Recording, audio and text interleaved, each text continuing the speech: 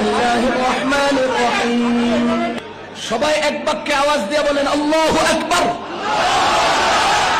আল্লাহু আকবার, আল্লাহু আকবার। তাকবীরের দ্বারা শয়তান পালায়। তিনবার তাকবীর দিছি, এরপরে যে কথা কব হ্যাঁ রে আমি মসজিদ থেকে বের করে দেব।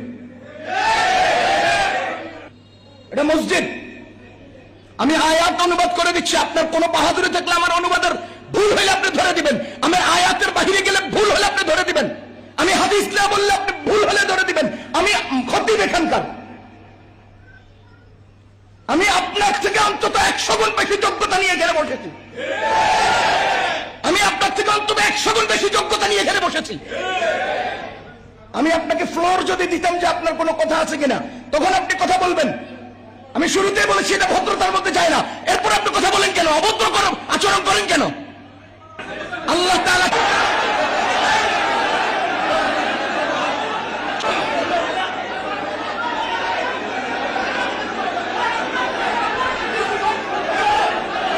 এই